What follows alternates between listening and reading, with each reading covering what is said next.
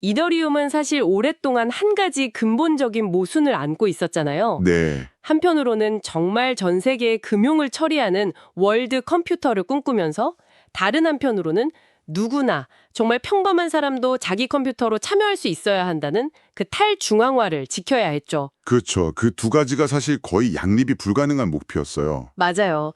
성능을 막 올리다 보면 결국 소수의 거대한 데이터 센터에 의존하게 되고 반대로 탈중앙화를 너무 강조하면 속도나 효율성은 포기해야 했으니까요. 네, 맞습니다. 오늘 저희가 살펴볼 자료들이 바로 이 오래된 역설, 이 딜레마를 풀기 위한 이더리움의 가장 담대한 시도, 불스카 업그레이드에 관한 이야기입니다. 네, 그게 바로 핵심입니다. 그래서 오늘 저희 분석은요, 단순히 이더리움이 더 빨라지고 저렴해진다, 뭐 이런 이야기가 아닙니다. 아, 그보다 더 근본적인 질문이군요. 그렇죠. 푸스카는 어떻게 이더리움을 우리 눈에 아예 보이지 않는 기술로 만들 것인가? 그러니까 우리가 은행 앱을 쓰든 소셜미디어를 쓰든 그 밑에 블록체인이 있다는 사실조차 인지하지 못할 만큼요. 그렇게 가볍고 안전하고 또 접근하기 쉬운 기본 토대를 만들려는 거죠. 와, 오늘 저희는 바로 그 거대한 비전을 가능하게 하는 핵심 기술들을 하나씩 파헤쳐 볼 겁니다. 보이지 않을 정도로 완벽한 기반을 만든다. 정말 흥미로운 관점이네요. 그럼 청취자 여러분, 달력에 꼭 표시해둘 날짜가 있습니다. 바로 2025년 12월 3일. 네. 이더리움의 새로운 시대가 시작될 바로 그날입니다. 자, 그럼 본론으로 바로 들어가 보죠. 이전에도 머지나 덴쿤 같은 정말 큰 업그레이드가 있었잖아요. 네, 있었죠. 이번 푸사카는 그것들과 비교했을 때 어떤 점에서 근본적으로 다르다고 봐야 할까요? 아주 좋은 질문입니다. 이전 업그레이드들이 자동차의 엔진 성능을 좀 높이거나 타이어를 교체하는 기능 개선에 가까웠다면요. 네. 후사카는 자동차의 뼈대, 그러니까 쇠시랑 구동계 전체를 완전히 새로운 설계로 바꾸는 구조 개편에 해당합니다. 아, 구조 개편이요? 네. 데이터가 저장되고 증명되는 방식, 또 네트워크 참여자들이 서로 통신하는 방식, 보안을 처리하는 방식까지 시스템의 가장 근본적인 토대를 그냥 한 번에 다 뜯어 고치는 작업이거든요. 와, 이건 단기적인 성능 개선을 넘어서요. 앞으로 수십 년간 이어질 이더리움의 그 확장성을 위한 기초공사를 다시 하는 것과 같습니다. 구조 개편. 그러니까 지금 당장의 속도보다는 훨씬 더 먼 미래를 위한 토대를 다지는 작업이다. 이런 말씀이시군요. 정확합니다. 그런데 앞서 말씀하신 그 누구나 참여할 수 있는 네트워크라는 이상. 사실 현실적으로는 정말 큰 장벽이 있었잖아요. 네, 그렇죠. 지금 이더리움 노드를 하나 운영하려면 거의 서버급의 고사양 컴퓨터에다가 인터넷도 한간 안정적으로 연결되어야 하고 이건 보통 사람에겐 엄청난 부담이죠. 맞습니다. 푸사카는 이 높은 벽을 허물기 위해서 가장 먼저 뭘 하나요? 바로 그 지점에서 푸사카의 첫 번째 마법 PRDS가 시작됩니다.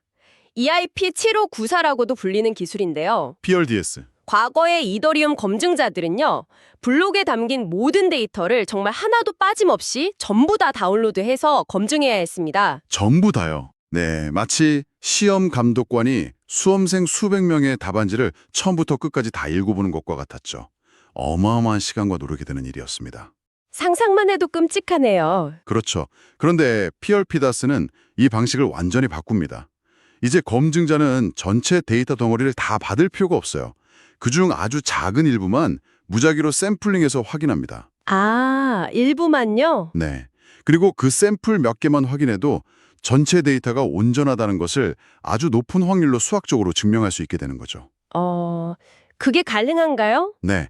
비유하자면 감독관이 답안지 몇 장의 특정 문제들만 딱 뽑아서 확인해봐도 아, 전체 시험이 공정하게 치러졌구나 이걸 알 수 있는 것과 비슷한 원리입니다. 와, 그 말은 곧 제가 지금 집에서 쓰는 이 평범한 노트북이나 PC로도 엄청난 데이터를 다운로드할 필요 없이 이더리움 네트워크의 검증자가 될 수 있다는 뜻이 되는 건가요?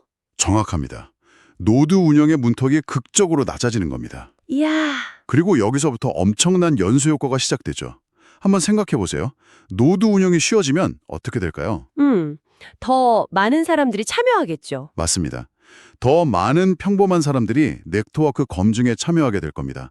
지금보다 수십, 어쩌면 수백 배 많은 노드가 전 세계에 흩어져서 운영될 수 있다는 뜻이죠. 네. 이건 단순히 숫자가 늘어나는 것 이상의 의미가 있습니다. 어떤 의미죠? 특정 정부나 어떤 거대 기업이 네트워크를 통제하거나 거래를 검열하려고 할 때 수백만 개의 개인 노드로 이루어진 네트워크는 사실상 셧다운시키는 것이 불가능에 가깝습니다. 아, 이것이 바로 검열 저항성이고요. 이더리움이 추구하는 그 탈중앙화라는 철학이 기술적으로 구현되는 바로 그 순간인 거죠. 와, 그러니까 피어데스는 단순히 기술 효율성을 높이는 걸 넘어서 이더리움의 어떤 민주주의를 강화하는 핵심 열쇠다 이렇게 볼 수도 있겠네요. 네, 그렇게 볼 수 있습니다. 알겠습니다. 피어데스가 데이터를 다운로드하는 부담을 줄여준다는 건 이해가 됐습니다. 그런데 데이터를 확인하는 그 과정 자체도 가벼워져야 진짜로 누구나 참여할 수 있는 거 아닐까요? 맞습니다. 다운로드할 양이 줄어도 그 데이터를 확인하는 증명 과정이 복잡하다면 여전히 고사양 컴퓨터가 필요할 테니까요. 완벽한 지적입니다. 그리고 그게 바로 두 번째 마법인 Verkle Trees가 필요한 이유죠. Verkle trees? 네, 피어데스와 Verkle Trees는 정말 환상의 한 쌍입니다. 이렇게 생각하시면 쉬워요. 피어데스가 다운로드해야 할 데이터의 양을 줄여준다면 Verkle Trees는 그 데이터가 진짜라고 증명하는 데 필요한 증거의 크기를 줄여줍니다. 증거의 크기를 줄인다. 좀 더 구체적으로 설명해 주실 수 있나요? 예를 들어서 내 지갑에 12더가 있다. 이 사실을 증명한다고 해보죠. 네. 기존의 머클트리 방식에서는요.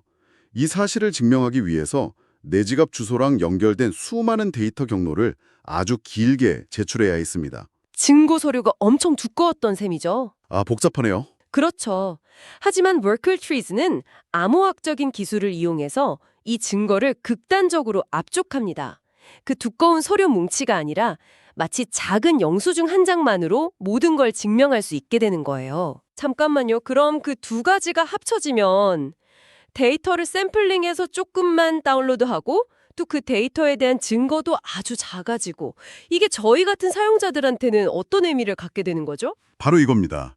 이제 우리는 주머니 속의 스마트폰이나 심지어 웹브라우저의 탭 하나에서도 이더리움 네트워크의 상태를 직접 검증할 수 있는 시대로 들어서게 됩니다. 정말요? 네, 더 이상 다른 누군가의 노드를 믿고 의존할 필요 없이 내 기기에서 직접 이 거래는 진짜인가? 이걸 확인할 수 있는 거죠. 이것이 바로 진정한 의미의 라이트 노드 시대의 개막이고 네트워크의 신뢰를 완전히 개인의 손으로 가져오는 혁명적인 변화입니다. 와, 정말 놀랍네요. 이더리움 네트워크가 무슨 거대한 데이터 센터에서 우리 각자의 주머니 속으로 그냥 들어온다는 거잖아요. 네, 바로 그겁니다. 자, 그럼 네트워크의 구조적인 이야기는 이쯤 하고요. 사용자들이 가장 고통스러워하는 문제로 넘어가 보죠. 바로 수수료입니다. 아, 그렇죠. 가스비. 네, 아무리 탈중앙화가 좋아도 거래 한 번에 몇만 원씩 내야 한다면 이건 그림의 떡이죠. 후가사카는 이 문제를 어떻게 해결하나요? 그렇죠. 제 친구 중에 NFT 작품을 판매하려는 아티스트가 한 명 있었는데 작품 하나 등록하는 가스비가 작품 가격보다 더 비싸다는 사실에 충격받고 그냥 포기한 적이 있었어요. 아, 후가사카의 세 번째 변화가 바로 이런 분들을 위한 겁니다. 블럽 확장이라는 건데요. 덴쿤 업그레이드로 도입된 블럽은 레이어 2 네트워크들이 거래 데이터를 저장하는 전용 공간입니다. 고속도로의 버스 전용 차선 같은 거죠. 네, 기억납니다. 레이어 2들이 그 공간을 쓰는 대가로 이더리움의 수수료를 냈었죠. 맞습니다. 그런데 지금까지는 그 전용 차선이 너무 좁아서 차들이 조금만 몰려도 통행료가 천정부지로 치솟곤 했습니다. 네. 후사카는 이 버스 전용 차선을 2배, 3배로 대폭 확장하는 겁니다. BPO 1단계에서는 블럭당 블럭 수가 현재 한 6개에서 9개 정도인데 이걸 10개에서 15개로 늘리고요. 2단계에서는 14개에서 21개까지 늘어날 계획이에요. 와, 공급 자체가 폭발적으로 늘어나는 거네요. 네, 공급이 늘어나면 당연히 가격은 내려가겠네요. 레이어 2들이 이더리움에 내는 비용이 줄어들고 그 혜택이 결국 사용자들의 수수료 인하로 이어진다. 이런 구조군요. 바로 그겁니다. 이건 일시적인 수수료 인하가 아니라 구조적인 하락 압력을 의미합니다. 앞으로 사용자들이 레이어 2 앱을 쓸 때 느끼는 경험은 일반 웹 앱이랑 거의 같아질 거예요. 아, 더 이상 가스비 사이트 확인하고 새벽 시간 노리고 이럴 필요 없이 그냥 클릭하면 즉시 거의 무료에 가깝게 작동하는 거죠. 수수료가 드디어 고려 대상에서 사라지는 시대가 오는 겁니다. 비용 문제가 해결되니까 자연스럽게 다음 질문으로 넘어가게 되네요. 그렇게 수수료가 저렴해져서 수백만, 수천만 명의 사용자가 몰려들면 이더리움 메인넷 자체가 버텨낼 수 있을까요? 예리한 질문입니다. 고속도로 통행료가 싸져도 도로 자체가 1차선이면 결국 꽉 막히는 것처럼요. 메인넷의 근본적인 처리 용량, 그러니까 마력을 키우는 대책도 있나요? 네, 그게 바로 네 번째 변화, 가스한도 6천만의 역할입니다. 6천만? 네, 기존 3천만이었던 블럭당 가스한도를 6천만으로 2배 늘리는 건데요. 이건 단순히 2배 빨라진다는 산술적인 계산을 훨씬 뛰어넘는 의미를 가집니다. 어떤 의미죠? 이전에는 가스비 제약 때문에 상상도 못했던 아주 무겁고 복잡한 애플리케이션들을 이제 이더리움 메인넷 위에서 직접 실행할 수 있는 문이 열린다는 뜻입니다. 예를 들면 어떤 것들이 있을까요? 예를 들면 수만 개의 데이터를 실시간으로 처리해야 하는 복잡한 온체인 게임이나 수조 원의 자산을 다루는 정교한 기관용 금융 프로토콜 같은 것들이죠. 아, 지금까지 이런 것들은 대부분 레이어 2에서나 가능했지만 이제는 이더리움이라는 1층 메인넷 자체가 훨씬 더 많은 짐을 실을 수 있는 튼튼한 트럭이 되는 셈입니다. 개발자들에게는 완전히 새로운 놀이터가 생기는 거죠. 정리해보면 네트워크는 더 가볍고 분산되고 사용료는 저렴해지고 처리 속도는 빨라진다. 정말 모든 면에서 체급 자체가 달라지는 느낌입니다. 그렇죠. 그런데 이 모든 것이 가치를 지니려면 마지막 한 조각, 바로 보안이 해결되어야 합니다. 더 많은 돈과 데이터가 오갈수록 해커들의 공격 대상이 될 테니까요. 푸스케에는 보안 측면에서 어떤 혁신을 보여주나요? 이 부분이 어쩌면 가장 과소평가된 하지만 가장 중요한 변화일 수 있습니다. 오, 바로 EVM, 이더리움 가상머신과 하드웨어의 직접 연결입니다. 지금까지 우리는 개인 키를 소프트웨어 지갑에 보관하거나 USB 형태의 하드웨어 지갑을 따로 연결해서 서명했죠. 늘 불편하고 불안했습니다. 네, 맞아요. 그런데 잠깐만요. 지금 하시는 말씀이 제가 쓰는 아이폰의 페이스 아이디를 보호하는 그 보안 칩, 시큐어 인클레이브가 이제 별도의 장치 없이 직접 이더리움 거래에 서명할 수 있게 된다는 뜻인가요? 네, 바로 그겁니다. EIP791, EIP7939 같은 제안들이 바로 그 표준을 만드는 작업입니다. 애플의 시큐어 인클레이브나 구글 안드로이드의 유사한 보안 칩, 그리고 파이더2 같은 하드웨어 보안키가 이더리움과 직접 통신하게 되는 거죠. 와, 이건 단순히 편리해지는 수준의 문제가 아니에요. 사용자 경험 전체를 바꾸는 일이죠. 이제 이더리움 지갑이 내 스마트폰의 가장 안전한 금고 안으로 그냥 들어오는 겁니다. 와. 이건 정말 사용자 입장에서 모든 걸 바꾸는 게임 체인저네요. 더 이상 복잡한 니모닉 구문을 종이에 적어서 숨겨둘 필요도, 해킹 걱정에 잠 못 이룰 필요도 줄어드는 거잖아요. 맞습니다. 하지만 이건 개인 사용자 수준을 넘어서는 더 큰 의미가 있어요. 어떤 거죠? 이런 하드웨어 기반의 보안은 사실상 해킹이 불가능에 가깝기 때문에 비로소 이더리움이 JP모건 같은 거대 은행이나 기관 투자자들이 요구하는 수준의 보안 표준을 충족하게 된다는 뜻입니다. 아, 기관들이 들어올 수 있는 기반이 되는 거군요. 그렇죠. 수백조 원의 자산을 다루는 기관들이 신뢰하고 자산을 맡길 수 있는 강력한 신뢰 기반이 마련되는 아주 중요한 이정표라고 할 수 있죠. 알겠습니다. 정말 퍼즐 조각들이 하나씩 딱딱 맞춰지는 기분이 드네요. 자, 그럼 지금까지 나온 이야기들을 종합해 볼 시간입니다. 더 가벼워진 네트워크, 더 저렴해진 수수료, 더 빨라진 속도, 그리고 은행 수준의 보안. 이 모든 변화가 동시에 일어났을 때 실제 시장은 어떻게 바뀔까요? 저희가 분석한 자료들은 크게 세 가지 시장의 변화를 예측하고 있습니다. 노드 시장, 레이어 2 시장, 그리고 개발자 시장이죠. 네, 하나씩 짚어보죠. 첫째, 노드 시장은 앞서 말했듯 개인 참여자의 폭발적인 증가를 보게 될 겁니다. 더 이상 고사양 장비나 전문 지식이 필요 없으니까요. 네. 지리적으로나 정치적으로 훨씬 더 다양한 배경의 사람들이 검증자가 될 거예요. 네트워크는 그만큼 더 건강하고 어떤 외부 압력에도 흔들리지 않는 맷집을 갖게 되겠죠. 레이어 2 시장은 어떻게 될까요? 지금도 경쟁이 아주 치열한데요. 레이어 2 시장은 본격적인 대중화 단계에 접어들 겁니다. 지금까지는 누가 더 수수료가 싼가? 이게 중요한 경쟁력이었다면 이제는 이더리움이 제공하는 저렴한 데이터 공간 덕분에 모두가 상향 평준화될 거예요. 아, 경쟁의 축이 바뀌겠네요. 그렇죠. 누가 더 혁신적이고 편리한 사용자 경험을 제공하는가 이걸로요. 사용자 입장에서는 훨씬 더 양질의 서비스를 저렴하게 누릴 수 있는 시대가 열리는 거죠. 마지막으로 개발자 시장에는 어떤 기회가 열릴까요?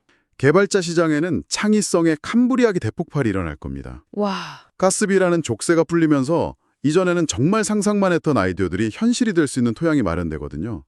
훨씬 더 현실적인 그래픽과 물리 엔진을 갖춘 온체인 게임, 더 정교한 알고리즘으로 작동하는 금융상품, 소셜미디어와 금융이 결합된 새로운 서비스들, 우리가 아직 상상하지 못했던 것들이 이더리움 위에서 태어날 준비를 마쳤다고 봅니다. 이 세 개의 톱니바퀴가 함께 돌아가기 시작할 때의 시너지가 정말 엄청나겠네요. 더 많은 개인 노드가 네트워크를 튼튼하게 만들고 그 위에서 더 저렴해진 레이어 2들이 수많은 사용자를 끌어들이고 그 사용자들을 위해 개발자들이 혁신적인 서비스를 쏟아내는 완벽한 선순환 구조가 만들어지는 거군요. 바로 그겁니다. 이 각각의 변화도 대단하지만 이들이 함께 만들어낼 시너지가 바로 후자카의 진정한 파괴력이라고 할 수 있습니다. 이더리움 생태계는 지금과는 완전히 다른 차원의 경제 구조로 도약하게 될 겁니다. 자, 이제 마무리할 시간입니다. 오늘 이야기를 종합해보면 휴사카는 단순한 성능 업그레이드가 아니라는 점이 정말 분명해지네요. 네, 이것은 이더리움을 전 세계 금융과 디지털 소유권을 위한 보이지 않는 모듈형 정산 레이어로 완성시키는 거대한 구조 전환입니다. 맞습니다. 퓨사카의 최종 비전은 이더리움이 다시 한번 블록체인 기술의 표준을 재정의하는 것입니다.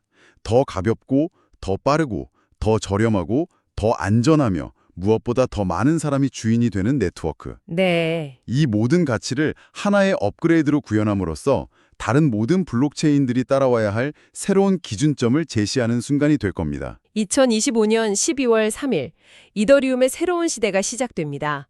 오늘 저희와 함께한 이 깊이 있는 분석이 다가올 변화의 거대한 물결을 이해하는데 훌륭한 지도가 되었기를 바랍니다. 마지막으로 청취자 여러분께 생각할 거리를 하나 남겨드리고 싶습니다. 이렇게 기술이 충분히 발전해서 우리 눈에 보이지 않는 배경이 되었을 때, 즉, 더 저렴하고, 더 빠르고, 더 많은 사람이 참여할 수 있게 된 이더리움 위에서 우리는 과연 어떤 새로운 서비스를 처음으로 만나게 될까요? 그것은 우리가 익히 들어온 금융의 미래일까요? 아니면 우리가 아직 상상조차 하지 못한 새로운 형태의 디지털 소유권이나 커뮤니티일까요? 그 답은 이제 우리 모두의 손에 달려 있습니다.